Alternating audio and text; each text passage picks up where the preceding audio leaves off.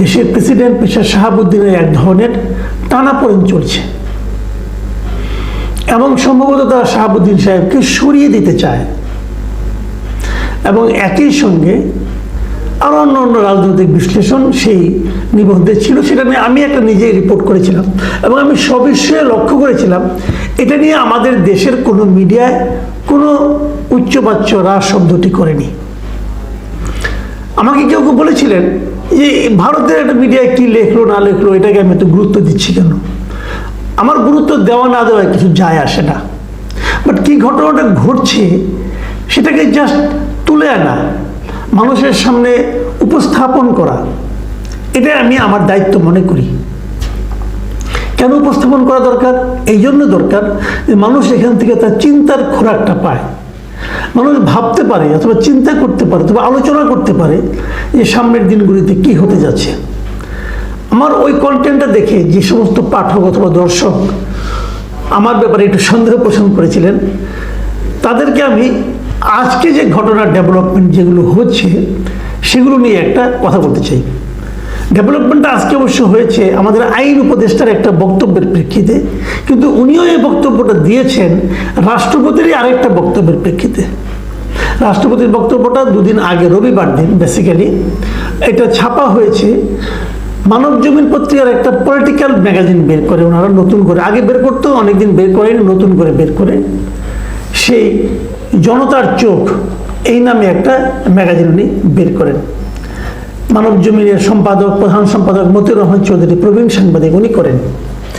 রবিবার সেই পত্রিকাটি বের হয়, সেখানে শাহাবুদ্দিন সাহেবের একটা ইন্টারভিউর মতো ছাপা হয় যেটা নাকি মতিউর রহমান চৌধুরী নিজেই নিয়েছেন, উনি ওখানে গিয়েছিলেন। বলে রাখা ভালো, এই বিনয়ের সঙ্গে বলি এই জনতার চোখে আমারও একটা আর্টিকেল আছে, সময় পেলে পড়ে দেখবেন। যখন যেটা বলছিলাম মতিউর রহমান চৌধুরী সাহেবের সঙ্গে উনি যে ইন্টারভিউটা দেন, ইন্টারভিউ ঠিক না, আলাপচারিতা বললাম কেন, এটা আপনি পড়লে দেখবেন। একসময় কিন্তু আমাদের রাষ্ট্রপতি শাহাবুদ্দিন আহমেদ উনি কিন্তু একসময় পাবনাতে দৈনিক ইত্তেফাকের প্রতিনিধি ছিলেন, সংবাদদাতা ছিলেন। উনি যখন ইত্তেফাকের হয়ে পাবনা থেকে কাজ করতেন তখন এই ইত্তেফাকের হয়ে ঢাকা অফিসে মতিউর রহমান চৌধুরী তখনও একজন জাতীয় সাংবাদিক হিসেবে কাজ করতেন। সেই হিসেবে বলতে গেলে ওনাদের মধ্যে একটা পুরনো সম্পর্ক আছে, সেটা তাদের এই ইন্টারভিউতে আলাপচারিতাতেও আপনি পাবেন, যদি আপনি খুঁজেন পাবেন, এটা অনলাইনেও পাওয়া যায়, দেখে নিতে পারেন। তো সেখানে কথা প্রসঙ্গে শাহাবুদ্দিন সাহেব যে কথাটা বলেছেন সেটা হলো এই যে প্রধানমন্ত্রী চলে গেলেন বাইরে, উনি যাওয়ার সময় ওনার সঙ্গে দেখা করে যাননি, ওনাকে কিছু বলেও যাননি, টেলিফোনেও বলে যাননি। এবং উনি এটাও বলেছেন যে তখন কি হচ্ছে আমি কিছুই বুঝতে পারছিলাম না। আমি যদি রাষ্ট্রপতির ভাষায় বলি আপনাদেরকে যে 5 আগস্ট সকাল 10:30টায় বঙ্গভবনে ফোন এলো প্রধানমন্ত্রীর বাসভবন থেকে, বলা হলো মাননীয় প্রধানমন্ত্রী বঙ্গভবনে আসবেন মহামান্য প্রেসিডেন্টের সঙ্গে সাক্ষাতের জন্য। এটা শুনেই প্রস্তুতি শুরু হলো বঙ্গভবনে, ঘণ্টাখানেকের মধ্যে ফোন এলো তিনি আসছেন না। আরেক জায়গায় রাষ্ট্রপতি বলেছেন চারিদিকে অস্থিরতার খবর, কি হতে যাচ্ছে জানি না, আমি তো গুজবের উপর নির্ভর করে বসে থাকতে পারি না, তাই সামরিক সচিব জেনারেল আদিলকে বললাম খোঁজ দিতে, তার কাছেও কোনো খবর নেই, আমরা অপেক্ষা করছি, টেলিভিশনে স্ক্রল দেখছি, কোথাও কোনো খবর নেই। তারপরে তিনি আরও বললেন, দেশ ছাড়া খবর সম্পর্কে বললেন যে আমাকে শেখ হাসিনা কিছুই বলে গেলেন না, শেখ হাসিনাটা বলে না, আমাকে কিছুই বলে গেলেন না, মানে শেখ হাসিনা আর কি, যা সত্য তাই আপনাকে মানে মতিউর রহমান চৌধুরীকে বললাম। যাই হোক, সেনাপ্রধান জেনারেল ওয়াকার যখন বঙ্গভবনে এলেন তখন জানার চেষ্টা করেছি প্রধানমন্ত্রী পদত্যাগ করেছেন কি, একই জবাব শুনেছি তিনি পদত্যাগ করেছেন, মনে হয় সে সময় পাননি জানানো। তারপরে রাষ্ট্রপতি এক পর্যায়ে একথাও বলেন সব কিছু যখন নিয়ন্ত্রণে এলো তখন একদিন মন্ত্রী পরিষদ সচিব এলেন পদত্যাগ পত্রের কপি সংগ্রহ করতে, তাকে বললাম আমিও খুঁজছি। এবং শেষ পর্যায়ে উনি মতিউর রহমান চৌধুরীকে বললেন এ নিয়ে বিতর্কের কিছু নেই, প্রধানমন্ত্রী চলে গেছেন এটাই সত্য। তার মানে ওনার কাছে প্রধানমন্ত্রী কোনো পদত্যাগপত্র দেননি, উনি পাননি, এটাই উনি বলার চেষ্টা করেছেন। এই বিষয়টা কিন্তু কালকের পত্রিকায় এসেছে। এটাকে কেন্দ্র করে আজ আমাদের আইন উপদেষ্টা মিস্টার আসিফ নজরুল তিনি কিছু কথা বললেন। এবং তিনি বললেন যে এই যে রাষ্ট্রপতি বলছেন যে তার কাছে প্রধানমন্ত্রীর কোনো পদত্যাগপত্র নেই অথবা পদত্যাগপত্র ওনাকে দেওয়া হয়নি, এটা এক ধরনের মিথ্যাচার। মানে আইন উপদেষ্টা রাষ্ট্রপতির বক্তব্যকে মিথ্যাচার হিসাবে অভিহিত করলেন, এবং এটা উনি বলেন আজকে। এবং উনি বললেন যে, শুনুন ওনার ভাষায় আমি বলি, রাষ্ট্রপতি যে বলেছেন সাবেক প্রধানমন্ত্রী শেখ হাসিনা পদত্যাগপত্র পাননি, এটা হচ্ছে মিথ্যাচার এবং এটা হচ্ছে ওনার শপথ লঙ্ঘনের শামিল। উনি রাষ্ট্রপতির শপথ লঙ্ঘন করেছেন বলে কিন্তু অভিযুক্ত করেন। রাষ্ট্রপতি যদি শপথ লঙ্ঘন করেন তাহলে উনি রাষ্ট্রপতি আর থাকবেন কি করে? তাহলে যে কথাটা প্রথমে আমি বলেছিলাম সুবীর ভৌমিকের কথাটা নিয়ে, যে তাহলে এই সরকারের একজন আইন উপদেষ্টা যিনি আইনগত দিকটা ভালো বুঝেন, তিনি আলটিমেটলি বলতে যাচ্ছেন এই রাষ্ট্রপতি শপথ লঙ্ঘন করেছেন। কাজেই ওনার থাকার ব্যাপারটা নিয়েও কিন্তু উনি সন্দেহ পোষণ করেছেন। যেমন উনি স্পষ্টই বলেছেন উনি আর এই পদে থাকার যোগ্যতা আছে কিনা সে সম্পর্কে প্রশ্ন আসে, মানে উনি রাষ্ট্রপতি থাকতে পারবেন কিনা সেটা নিয়ে প্রশ্ন করেছেন আইন উপদেষ্টা। আমি এখানে কতগুলি কথা বলি আপনাদেরকে। যেমন ধরুন, এই অন্তর্বর্তীকালীন সরকার শপথ নেওয়ার আগে রাষ্ট্রপতি কিন্তু জাতির উদ্দেশ্যে একটা সংক্ষিপ্ত ভাষণ দিয়েছিলেন এবং সেখানে উনি বলেছিলেন যে উনি প্রধানমন্ত্রী পদত্যাগ করেছে এবং উনি সেটা গ্রহণ করেছেন। তো পদত্যাগপত্র না পেয়ে উনি এই কথা কেন বললেন? এটা কিন্তু হতে পারে, অনেক কিছুই হতে পারে।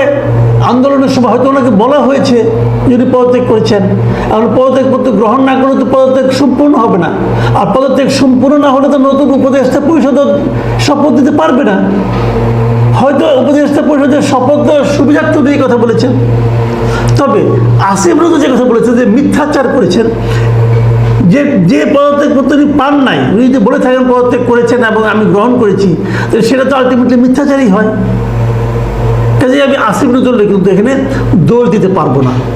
উনি ব্যাকরণগতভাবে একটা সত্য কথা বলেছেন, কিন্তু আসলে আমরা যারা গণ অভ্যুত্থান সম্পর্কে জানি, এই যে এটাকে আমরা বিপ্লব সম্পর্কে জানি, তখন ওই মুহূর্তে রাষ্ট্রপতির কি বলার ছিল? উনি যদি বলতেন, যদি গো ধরে বসে থাকতেন যে আমি তো প্রধানমন্ত্রীর কোনো পদত্যাগপত্র পাইনি, তাহলে কি ভালো হতো? উনি যদি বলতেন আমি শপথ পড়াবো না, তাহলে কি ভালো হতো? কাজেই উনি যেটা বলেছেন আমার ধারণা সময়ের প্রয়োজনে সেটা ঠিকই আছে। তাহলে পরে আবার এই কথা বললেন কেন? পরে এই কথা বললেন এই কারণে, যখন মন্ত্রী পরিষদ সচিব গিয়েছেন ওনার কাছে পদত্যাগপত্র সংগ্রহ করার জন্য, তখন তো এটা খুঁজে পাননি। যে পদত্যাগপত্র ওনার কাছে আসেনি সেটা উনি কীভাবে খুঁজে পাবেন? নাকি আসিফ নজরুল ইঙ্গিত করছেন যে পদত্যাগপত্র পেয়ে উনি সেটাকে গোপন করে ফেলেছেন, নষ্ট করে ফেলেছেন? এ ধরনের কথা কি আসিফ নজরুল বলার চেষ্টা করছেন? আমি কিছুই জানি না, আমি এটা বলতেও পারবো না, কিন্তু এই প্রশ্নগুলো কিন্তু আসছে। এখানে একটা সাইড টক করি, ছোট করে একটা কথা বলি। দেখুন, যদি রাষ্ট্রপতির শপথ লঙ্ঘন করে থাকেন, যদি রাষ্ট্রপতি সংবিধান তো শপথের চেয়ে আরো উপরে লঙ্ঘন করে থাকেন, তাহলে অবশ্যই তার এই পদে থাকার নৈতিক অধিকার নাই। এখন বিষয়টা যদি আমি আরেকটু ঘুরিয়ে বলি, আসিফ নজরুলকে প্রশ্ন করি, আপনারই সহকর্মী এই যে নাহিদ ইসলাম, দুদিন আগে উনি বললেন যে আপনাদের এই সরকার বঙ্গবন্ধু যে জাতির পিতা এটা স্বীকার করে না। আপনারা বলেছেন, উনি বলেছেন এটা, উনি নিজেও স্বীকার করেন না, এই সরকার স্বীকার করে না যে বঙ্গবন্ধু জাতির পিতা। যদি জাতির পিতা না হয়, তাহলে এই বঙ্গবন্ধুকে জাতির পিতা হিসেবে স্বীকার না করাটা কি সংবিধানের লঙ্ঘন নয়? আমাদের সংবিধানের 4 ক ধারায় পরিষ্কার বলা আছে যে বঙ্গবন্ধু জাতির পিতা। বলা আছে ওনার ছবি আপনার অফিসে, সরকারি অফিসে আপনার দেয়ালে পেছনে টাঙাতে হবে। আপনার উপদেষ্টাদের কয়জন টাঙান? কয়জন ওনাকে মানেন? এখন বলবেন এই সংবিধান আমরা মানি না, এই সংবিধান আমরা চেঞ্জ করব। চেঞ্জ তো কোনো করেন না রে ভাই, চেঞ্জ না করা পর্যন্ত মানতে হবে। কারণ মানতে যে হবে এটা কিন্তু আপনারাই বলেছেন, আপনারাই প্রমাণ করেছেন। কি করে প্রমাণ করেছেন? আপনারাই তো এই সংবিধানের আলোকেই শপথ নিয়েছেন রাষ্ট্রপতির কাছে। না নিতেন, নিলেন কেন? আপনাদের সংবিধানের আলোকেই শপথ নিয়েছেন, সংবিধানকে সমুন্নত রাখার শপথ নিয়েছেন, সেই শপথ আপনাদের অনেকে মানছেন না। যারা না মানছেন তারা কি উপদেষ্টা থাকতে পারেন এই সংবিধান অনুযায়ী? নাহিদ ইসলামকে উপদেষ্টা থাকতে পারেন? যদি নাহিদ ইসলামকে সরাতে না পারেন তাহলে রাষ্ট্রপতিকে সরাবেন কোন নৈতিক অধিকারে? তাহলে রাষ্ট্রপতির বিরুদ্ধে কথা বলবেন কোন নৈতিক অধিকারে? এই প্রশ্নগুলো কিন্তু ভাই উঠবে। এখন হয়তো আপনার ক্ষমতায় আছেন, এখন হয়তো অনেকে ভয়ে কিছু বলবে না, এখন হয়তো অনেকে আপনাদেরকে ভালোবেসে কিছু বলবে না, কিন্তু কখনোই যে বলবে না এটা কি আপনি বলতে পারেন গ্যারান্টি দিয়ে? যখন বলবে তখন আপনাদের বৈধতাটা কোথায় থাকবে? তখন আপনাদের ইমেজটা কোথায় থাকবে? আমার কথা হলো, আপনারা যদি সংবিধানটাকে শুরুতে স্থগিত করে নিতেন, বলতেন যে সংবিধান স্থগিত করা আছে, স্থগিত করা হয়েছে, তাহলে একটা হতো। তা তো আপনারা করেননি। আপনারা এই সংবিধান মেনেই শপথ দিয়েছেন, শপথ নিয়ে আবার সংবিধান প্রতিনিয়ত লঙ্ঘন করছেন। এটা কেমন কথা ভাই? যে অপরাধ আপনারা করছেন সে অপরাধে রাষ্ট্রপতিকে আপনি দায়ী করবেন কি হিসাবে? সবই হয়েছে সময়ের প্রয়োজনে, এভাবে ভাবুন। তাহলে আরো একজনকে দুইজনকে অভিযুক্ত হতে হয় না, অভিযোগ করতে হয় না। প্রিয় দর্শক, এটা একটা জটিল কিন্তু প্রক্রিয়া। আসলে বিষয়টা কি হয়েছে একটা কথা মাথায় রাখতে হবে। এই যে আমরা বিপ্লবটা করেছি, এটা কি সংবিধান মামলে বিপ্লব হতো? সংবিধান মেনে কি শেখ হাসিনা দেশ ছেড়ে পালাইছে? পালায়নি। কাজে সংবিধানের অজুহাত যদি আপনি দেন, সংবিধানের কথা যদি উল্লেখ করেন কারণ হিসাবে, কাউকে হেয় প্রতিপন্ন করার জন্য, তাহলে কিন্তু আপনারা সবাই সেই দায়ে দোষী হবেন। একটা ছোট্ট ঘটনা বলি, আজকের ঘটনা। ইফতারের আগে আগে আমি আমাদের গলিতে আর কি, আমি থাকি কলাবাগান এলাকায়, তো গলিতে গিয়েছিলাম একটু ফলমূল কিনতে ইফতারির জন্য আর কি। তো ওখানে যার কাছ থেকে আমি কিনছিলাম তিনি আমাকে চেনেন, এই এলাকায় থাকি যেহেতু। উনি আমাকে বলতেছেন, স্যার আমাদের এমপি সাহেব তো ভাইরাল হয়ে গেলেন। আমি বললাম যে ভাইরাল হয়ে গেলেন মানে? ওইখানে আপনি দেখেননি উনি কালকে কি বলেছেন? সারা দেশের মানুষ এখন ওনাকে চিনে। তাই আমি বললাম ভালোই তো, এমপি সাহেবকে চেনেন। ওই আচ্ছা, উনি কি এই তাপস সাহেবের চেয়েও ভাইরাল হয়ে যাবেন? তো উনি একটু রসিকতা করে বললেন নাকি সিরিয়াসলি বললেন আমি ঠিক আসলে বুঝতে পারিনি। আমরা যারা ধানমন্ডি এলাকার, এই এলাকায় ধানমন্ডি কলাবাগান এই এলাকায় থাকি আর কি, একসময় এখানকার এমপি ছিলেন শেখ ফজলে নূর তাপস, বর্তমান এমপি হয়েছেন বিএনপির শেখ রবিউল আলম, দুজনই শেখ আছেন। তো এই রবিউল আলম সাহেবের কালকে, উনি বড় মন্ত্রী কিন্তু, মানে প্রথমবার এমপি হয়ে উনি এত গুরুত্বপূর্ণ 3টা মন্ত্রণালয়ের দায়িত্ব পেয়েছেন দেখে আমি একটু খুশি হয়েছিলাম, একটু গর্বিত হয়েছিলাম যে আমাদের এমপির হাতে এখন এত দায়িত্ব, সড়ক, রেল, নৌ পরিবহন, অনেক কিছু তার হাতে। তো এটা আমাদের জন্য একটা গর্বের ব্যাপার। ওনার সঙ্গে 2জন প্রতিমন্ত্রী আছেন ওনার সহকারী হিসাবে, তো সেই হিসেবে ভালো। তো কালকে উনি যে কথাটা বলেছেন, একটা কথা বলে আসলে উনি ভাইরাল হয়ে গেছেন। উনি কি বলেছেন যে সড়ক পরিবহনের যেটা চাঁদা বলা হয়, এই চাঁদাটাকে উনি সেভাবে চাঁদা হিসাবে দেখেন না। তাহলে উনি ওটাকে কি হিসেবে দেখেন? ওনার বক্তব্য হলো এই টাকাটা তারা সমঝোতার ভিত্তিতে তুলে, কাজে এটা তো জোর করে তোলা হচ্ছে না। আমি যদি বরং ওনার নিজের মানে মুখের কথা দিয়ে বলি, ওনার পুরো বাক্যটা আপনাদের একটু পড়ে শোনাই। তিনি বলেছেন, মানে পরিবহন খাতে চাঁদাবাজি নিয়ে একটা প্রশ্ন করা হয়েছিল, একজন সাংবাদিক প্রশ্ন করেছিলেন। এটা বৃহস্পতিবার দিন উনি মন্ত্রণালয়ে বসেই উনি সাংবাদিকদের মুখোমুখি হয়েছিলেন। প্রশ্নটা ছিল যে এই সড়ক পরিবহনের যে চাঁদাবাজিটা হচ্ছে এটা নিয়ে। তার উত্তর ছিল, সড়কে পরিবহনের চাঁদা যেটা বলা হয় সেভাবে আমি চাঁদা দেখি না। মালিক সমিতি, শ্রমিক সমিতি আছে, তারা তাদের কল্যাণে এটা ব্যয় করে। এটা অলিখিত বিধির মতো। চাঁদা আমি সেটাকে বলতে চাই যেটা কেউ দিতে চায় না বা বাধ্য করা হয়। মালিক সমিতি নির্দিষ্ট হারে টাকা তুলে মালিকদের কল্যাণে ব্যবহার করতে চায়। কতটুকু ব্যবহার হয় সেটা নিয়ে হয়তো বিতর্ক আছে, কিন্তু তারা সমঝোতার ভিত্তিতে এই কাজটা করে। ঠিক আছে, আপনার এই বক্তব্যটা, যে আমি কিন্তু একটু রবিউল সাহেবের পক্ষেই যাচ্ছি কারণে যাওয়ার চেষ্টা করছি আর কি, কারণ উনি তো আমাদের এমপি, তাই না? আমার সঙ্গে ওনার অন্য সম্পর্ক আছে, আমরা বিভিন্ন সময় বিগত সরকারের আমলে, আওয়ামী লীগ সরকারের আমলেও আমরা বিভিন্ন টেলিভিশন টক শোতে পাশাপাশি বসতাম এবং উনি খুব লজিক দিয়ে কথা বলেন। আমার পছন্দ ছিল, উনি আমার পছন্দের লোক। এবং আরও একটা সম্পর্ক আমাদের বোধ আছে, সেটা হলো যে আমরা ঢাকা ইউনিভার্সিটিতে একই ডিপার্টমেন্টে পড়তাম। একই ইয়ারে না, উনি বয়সে আমার চেয়ে অনেকটাই ছোট হবেন, বাট আমরা একই ডিপার্টমেন্টে পড়তাম, জার্নালিজম ডিপার্টমেন্টে পড়তাম। সেই হিসাবে এক ধরনের নৈকট্য আমি অনুভব করি এবং সেই অনুভব থেকে হয়তো বা আমি ওনার একটা পক্ষ নেওয়ার চেষ্টা করছি। যে উনি যেটা বলেছেন না, এটা একভাবে ঠিকই আছে যে আসলে এই যে শ্রমিক সমিতি আছে, মালিক সমিতি আছে, ওরা কিন্তু চাঁদা তুলে। প্রত্যেকটা গাড়ি যখন রাস্তায় বের হয় তখন একটা চাঁদা দিতে হয় এবং সেই চাঁদাটা তারা তাদের ফান্ডে রাখে এবং শ্রমিকরা কিন্তু চাঁদা তুলতে এই চাঁদাটা দিতে পছন্দও করে। এই কারণে করে শ্রমিকদের যখন কেউ বিপদে পড়ে, অসুস্থ হয়, তখন এখান থেকে তাদের চিকিৎসা কিন্তু হয়। কাজে এটা যে একদম যে আপনার একদম যে হাওয়ার উপরে আছে, বিষয়টা সেরকম না। আপনি শ্রমিক সমিতির সঙ্গে যারা জড়িত আছেন তাদের সঙ্গে আলাপ করে দেখেন, তারাও এটা বলবেন। এবং উনি আবার এটা বলেছেন যে এটা নিয়ে কতটুকু কিভাবে ব্যবহার হয় সেটা নিয়ে বিতর্ক আছে।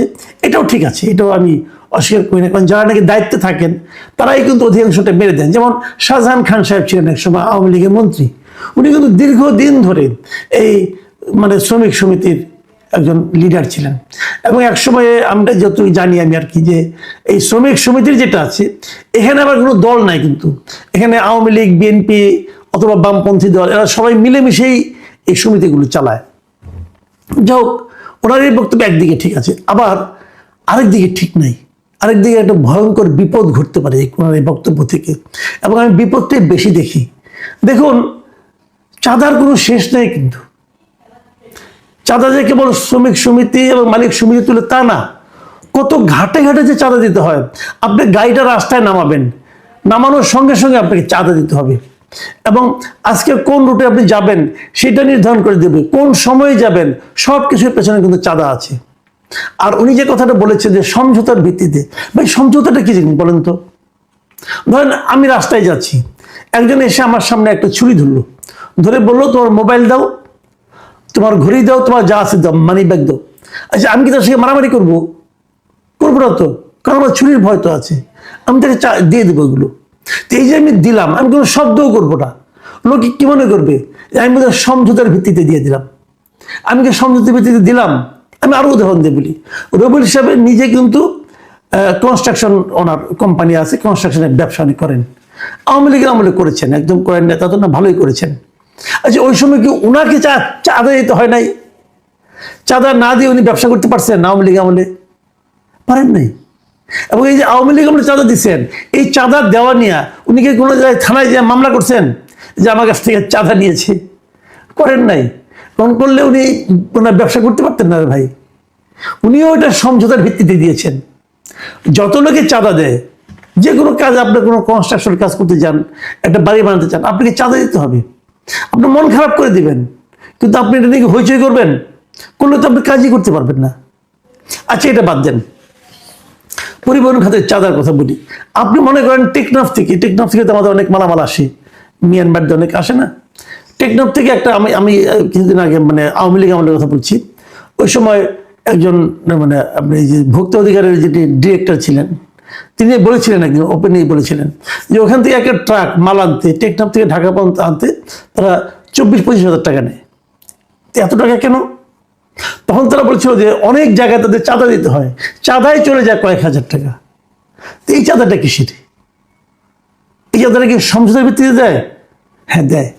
সমঝোতার ভিত্তিতে চাঁদা না দিলে সে ব্যবসায় করতে পারবে না।